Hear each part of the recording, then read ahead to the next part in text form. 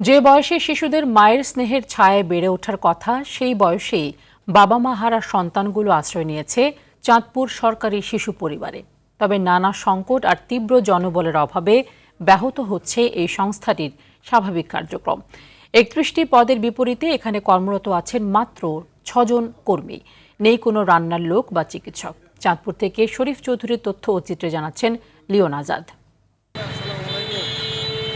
১৯৪৫ সালে ৩২ একর জমির উপর প্রতিষ্ঠিত হয়েছিল চাঁদপুরের এই এতিমখানা। পরে ২০০৫ সালে নাম পরিবর্তন করে রাখা হয় সরকারি শিশু পরিবার চাঁদপুর। কাগজে কলমে সব বিনামূল্যে দেওয়ার কথা থাকলেও বাস্তবে এখানে সেবার চেয়ে সংকটই বেশি। শিশু পরিবারে তত্ত্বাবধায়ক ও কর্মকর্তাদের জন্য বরাদ্দকৃত ভবন দুটি ঝুঁকিপূর্ণ হওয়ায় তা বসবাসের অনুপযোগী ঘোষণা করেছে গণপূর্ত বিভাগ। ফলে স্থবির হয়ে পড়েছে প্রাতিষ্ঠানিক কার্যক্রম।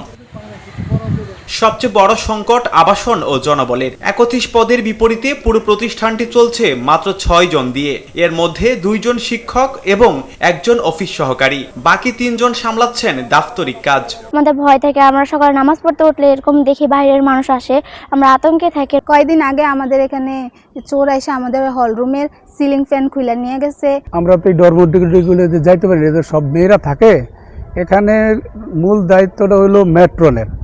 আমাদের এখানে মেট্রোনের পদ আছে কিন্তু মেট্রোল নাই। শুধু জনবলই নয়, রয়েছে মারাত্মক বাজেট সংকটও, যা দিয়ে ৩ বেলা মানসম্মত খাবার জোগাড় করতে প্রতিনিয়ত হিমশিম খেতে হচ্ছে কর্তৃপক্ষকে। বিশেষ করে বাচ্চাদের জন্য গুরুত্বপূর্ণ, যেটা 2টা হোস্টেলের জন্য আমাদের প্রতি ফ্লোরে একজন করে খালাম্মা থাকা, 7 জন খালাম্মা থাকার কথা, খালাম্মা পদেই নেই।